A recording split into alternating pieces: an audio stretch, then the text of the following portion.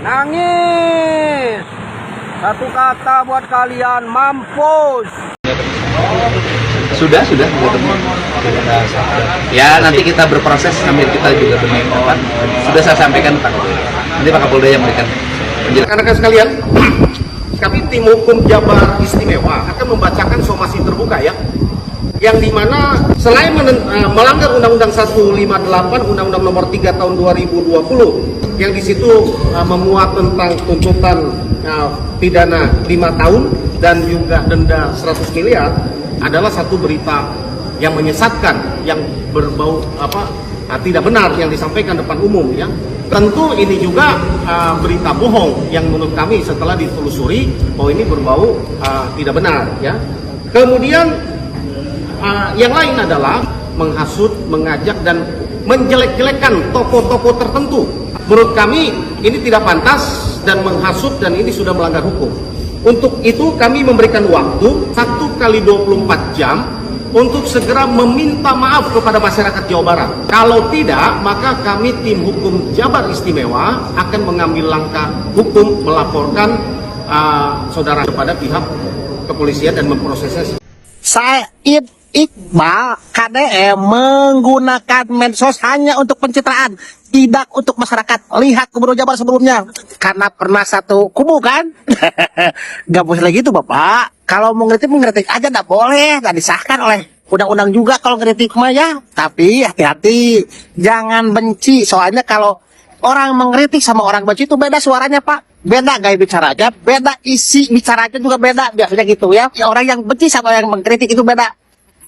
Nah Bapak, golongan yang mana saya nggak tahu, sepertinya Bapak benci sih ya. Ngawur, jadi melihat ini semakin ngawur. Sekali lagi, kami kaum buruh melawan gubernur konten ya dengan cara jalanan. Karena di konten kami, di buzzer ikat kami habis-habisan, pimpinan buruh dibully habis-habisan. Itu bukan menjadi persoalan bagi kami. Kami akan turun ke jalan terus, dan kami tidak hari ini. Lagi-lagi Mas Suparno ngancam akan turun ke jalan dan menyabit-nyabit gubernur konten. Betul Kang, saya tunggu di jalanan. Mau di jalanan, mau kita duduk sambil ngopi, diskusi, oke kita jabanin. Saya selaku warga Jabar menunggu kedatangan Anda. Mau dimanapun kita ladenin. Ayo kita ngopi bareng, kita bahas kepentingan masyarakat, kepentingan buruh, dan kepentingan warga Jabar. Dan sekali lagi saya singgung, Gubernur Jawa Barat bukan sekedar konten. Beliau bekerja tapi di video dengan tujuan agar masyarakat tahu kegiatan beliau. Harus Anda pahami itu. Mau di jalan, mau di meja sambil ngopi, saya tunggu. Wassalam Mas Suparno. Pak Presiden, Partai Buruh di 2009 gimana Pak Presiden? Partai Buruh dalam Kongres kelima tahun 2026 ini dari tanggal 20 sampai 22 Januari di Hotel Golden Boutique Jakarta telah memutuskan membawa satu tema, yaitu partai kami adalah masa depanmu. Our party is your future. Bergabunglah kaum kelas pekerja, miskin kota, miskin desa, ibu jamu gendong, tukang beca, dan kelas pekerja lainnya. Raih kemenangan 2029. Insya Allah kami akan menang. Terima kasih. Gubernur konten, anti buruh, pro pengusaha. Si Bapak munculnya teriak-teriaknya kalau lagi kenaikan upah melulu, kalau lagi naik gaji melulu. Tapi kemana Bapak ketika Bapak sebagai presiden buruh, sebagai ketua atau presiden dari berbagai macam serikat buruh? Kemana Bapak ketika ada salah satu buruh atau buruh-buruh yang lain yang terkena PHK? Muncul kagak Bapak? Teriak-teriak kenceng kagak Bapak sama pihak perusahaan? Jangan sampai nih ya, ketika kenaikan upah Bapak teriak-teriak terus mulus kan, nyalah-nyalahin, ngata-ngatain, atau istilah kata mengkritik kasar, mengkritik pedas terkait masalah kebijakan-kebijakan atau keputusan-keputusan yang diambil oleh gubernurnya. Tapi di mana ketika semua itu sudah tercapai dan ada beberapa perusahaan yang yang akhirnya mengharuskan mem-PHK beberapa karyawannya dikarenakan tidak sanggupnya atau tidak kemampuannya untuk memberikan upah yang sesuai yang diinginkan dengan nominal yang sangat-sangat besar, apakah Bapak juga muncul untuk membela mereka agar mempertahankan mereka tetap bisa bekerja? Ketika kita berikanlah salah satu contoh ya, demo-demo kenaikan UMK atau demo-demo terkait masalah bonus dan lain-lain. Di situ selalu karyawannya yang didorong-dorong gitu kan untuk berdemo. Bahkan banyak juga anak-anak karyawan kontrak yang didorong untuk berdemo. Dan ketika karyawannya tersebut atau anak-anak kontrak tersebut juga terkena PHK, meminta bantuan kepada serikatnya ataupun kepada Anda nih Bapak ya. Apakah diperhatikan? Apakah ditolong? Ya Pak, punten gitu, pengen tahu masalahnya. Kan di sini juga dari karyawan-karyawan juga kan ternyata kan memang ada potongan-potongan upah. Ya kan? Potong-potongan upah yang di situ itu tertera untuk serikat. Gitu. Ya.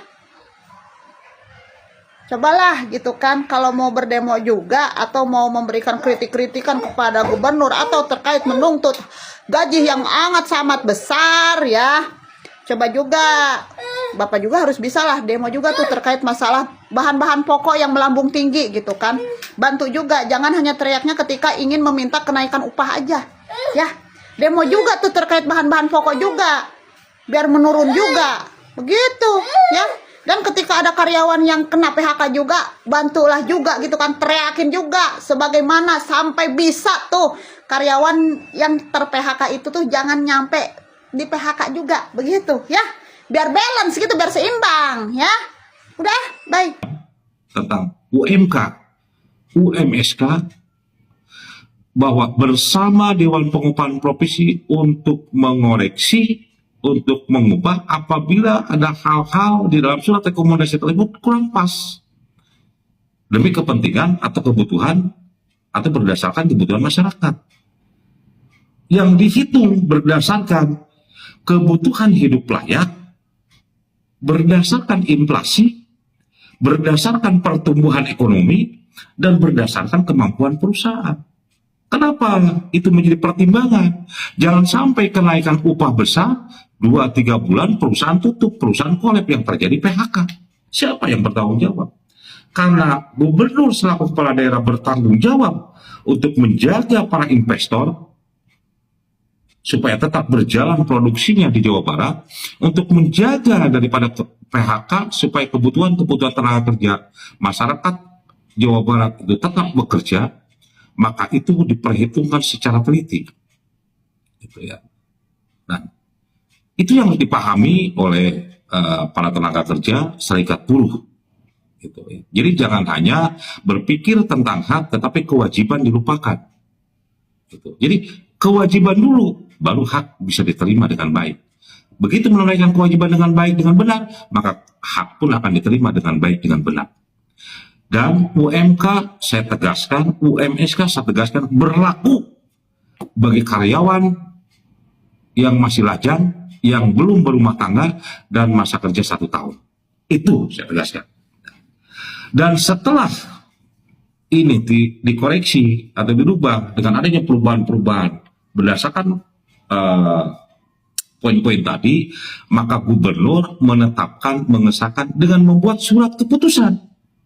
Kenapa surat keputusan itu dan untuk apa fungsinya surat keputusan? Surat keputusan itu menjadi salah satu syarat legalitas formal yang akan dipegang oleh para pengusaha dan pekerja, karena dari situ dalam hal gajian tiap bulan itu, ya, termasuk juga akan dipegang itu oleh serikat pekerja sebagai potongan iuran yang 1%, gitu. Maka surat keputusan itu atas dasar peraturan pemerintah nomor 49 tahun 2025 dan peraturan Menteri Tenaga Kerja nomor 16 tahun 2024 serta Undang-Undang nomor 13 tahun 2003 pasal 37 dan peraturan gubernur tahun 2023. Itu. Jadi bukan serta-merta hanya begitu. Gubernur Jawa Barat itu memikirkan tentang keseluruhan dari Jawa Barat. Pengusaha, pekerja, masyarakat, pengangguran, anak-anak yang perlu diselesaikan. Jadi banyak permasalahan-permasalahan yang perlu diselesaikan yang sudah bisa rasakan oleh masyarakat luas di Jawa Barat. Dan memang dia selaku Gubernur Jawa Barat yang sudah 1 tahun sekarang melaksanakan tugasnya, alhamdulillah bisa dirasakan oleh masyarakat baik di kota maupun di desa. Sekalipun tidak sempurna, ada hal kekurangan, itu adalah hal wajar bagi manusia dan seorang pimpinan.